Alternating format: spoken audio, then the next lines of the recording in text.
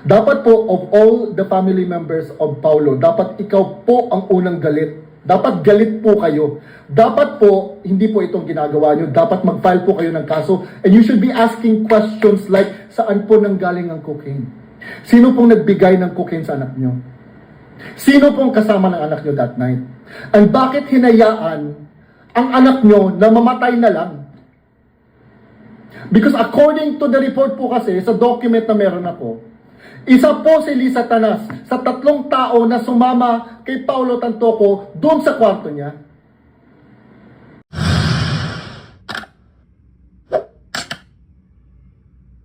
Let's go on with the issue that's been circulating online. So finally po, gumawa na po ng statement ang mama ni Paulo Tantoco na si Miss Nina Tantoco. So this statement, from the looks of it, hindi po siya masyadong official and it is not very formal as well, as you can see. I think this is just a comment from one of Billionario's post. And gumamit pa nga po siya ng emoji dito. So it's not very formal po. But getting the gist of the entire message po, or comment dito. So basically, from the looks of it, dinedefend po niya si Lisa Tanas.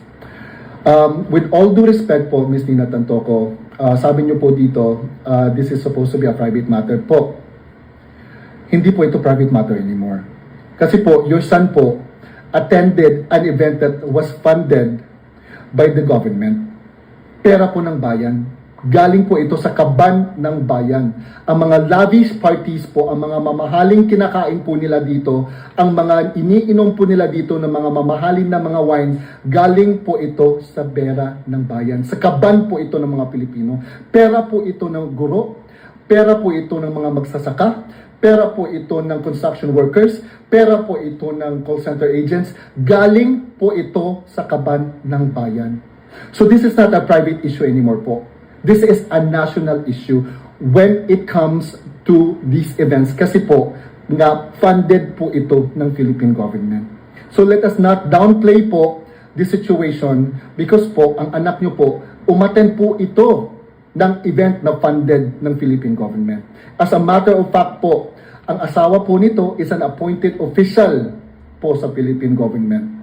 So again, this is not a private situation. This is not a private issue. This is a national issue.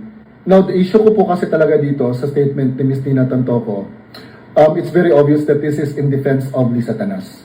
Now, obvious po talaga, Ms. Nina Tantoco, that this is damage control. No? Hindi ko po talaga mawari why you are defending Lisa Tanas sa nangyari po sa anak niyo. Dapat po, of all the family members of Paulo, dapat ikaw po ang unang galit. Dapat galit po kayo. Dapat po, hindi po itong ginagawa nyo. Dapat mag-file po kayo ng kaso. And you should be asking questions like, saan po nanggaling ang cocaine? Sino pong nagbigay ng cocaine sa anak nyo? Sino pong kasama ng anak nyo that night? And bakit hinayaan ang anak nyo na mamatay na lang? Because according to the report po kasi, sa document na meron ako, isa po si Lisa Tanas sa 3 tao na sumama kay Paulo Tantoco doon sa kwarto niya. Bakit hindi po kayo galit dyan? And that is a fact. The fact is, the night prior, your son was about to die. He was already showing signs. He was sweating profusely. He was incoherent verbally. And he was all over the place. Kaya nga po, sinamahan siya ni Lisa Tanas doon sa kwarto niya. Isa siya sa 3 tao na sumama doon. You should be asking questions like, bakit hinayaan ang anak mo na mamatay na lang? Sinong nagbigay sa kanya ng cocaine? Bakit hinayaan na mag-convulse ang anak mo sa floor? Bakit hinayaan na mag-foam ang bunganga ng anak mo? Hinayaan na lang na nag-recede ang mata ng anak mo? Bakit hinayaan at walang nag-report that night? People wanted to report it. People wanted to call 911. But Lisa Tanas herself, in the same room, said that just leave him alone because those are normal effects of pulburon. Why are you not mad about that? You should be asking these questions instead of defending Lisa Tanas. Again, Ms. Nina Tantoco, you should be the first person that should be asking these questions. pumunta po at nag-attend po ang anak nyo sa government-funded event. So this is not a private issue, madam. This is a national issue. And we have every right to question everything. Kasi po, ang ginamit po ng pera doon sa event na yun, na joke ang inang yan, is our money. Pera po na nanggaling sa kaban ng bayan. And you are not mad? Hindi ka po galit? Dinidepensahan nyo po si Lisa Tanas? That raises a lot of questions. What's going on behind the curtains? What's happening there? Kaya nga po ito naalala nyo po, nung sumabog pong itong issue na to, sabi nila fake news daw po, di ba? Now, according to Attorney Trixie, facts and truths po kasi talaga is time-bound. Now, I just waited that time kasi alam ko po talaga na everything would blow up. Alam ko po na lalabas at lalabas po ang totoo. Now, nung nag-blow up po yung issue na yon, hinintay ko po talaga na lumabas ang coroner's report kasi everything will be there. And lo and behold, andun nga, cocaine effects. At that is a fact. Katotohanan po yan. The facts are, ang anak nyo sumali po sa isang government-funded event. He was there. Kasama po ang asawa niya na appointed as a government official. Nagpakita na po siya ng signs and symptoms po that night na nag-cocaine siya. Umamin na po kayo Andyan po sa statement niyo. Now, what saddens me with all that is going on and the issue, is that there are certain documents out there that are circulating. Ang ano ko pa lang po talaga dito, ang mensahe ko po dito is, pwede po ba maging mabusisi po tayo sa mga inalalapag po ng mga tao dyan? Kasi po, ito po ipanggulo lang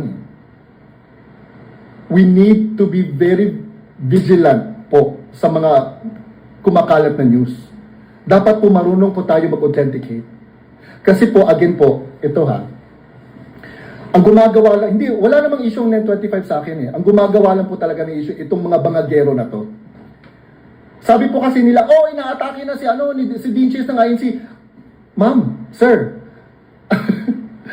majority of my family po is INC. Member po sila ng INC, ma'am, sir, no? So, hindi po sila galit sa akin. Hindi din po ako galit sa Net25.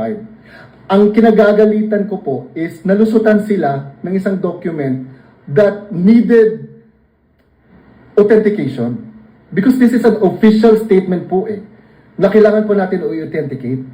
Kaya nagalit po ako nung nakita ko po yung post ng Net25 at saka yung document na ipinakita ni Clarissa. We need to be very careful po sa mga information na kumakalat. We need to learn how to authenticate these things kasi otherwise, panggulo lang po ito Ginagamit po ito ng mga bangageros, mga supporters sa mga diehard fans ni Bangag. So ma'am, again, going back to you. You should be the first person to be asking these questions. Dapat po, una po kayong magagalit. Okay? Now, I don't know what's going to happen in the next months or few months or weeks or days. I really don't know. Because again, according to, I'm holding on to this fact and truth po kasi na according to Attorney Trixie, the truth is time-bound. It may not be factual today. It will be factual in the future. Yan po ang ginawa ko po nung unang pumutok po ang issue na to. Naghintay po talaga ako. Now, all we need to do is just to wait. Kasi po ang mga documents na meron po kami ni Maharlika, sa kanya po kasi coroner's report, sa akin po, letter po ito, incident report po kasi ito, nagaling po talaga straight from the Archives Department po talaga.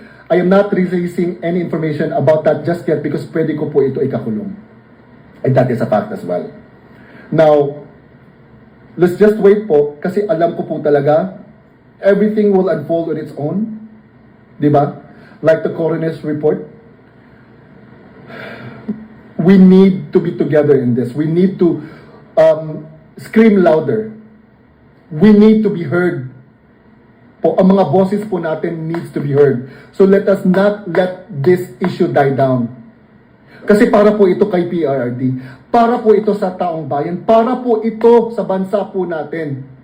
Bakit po tayo hindi nagagalit? We need to speak up.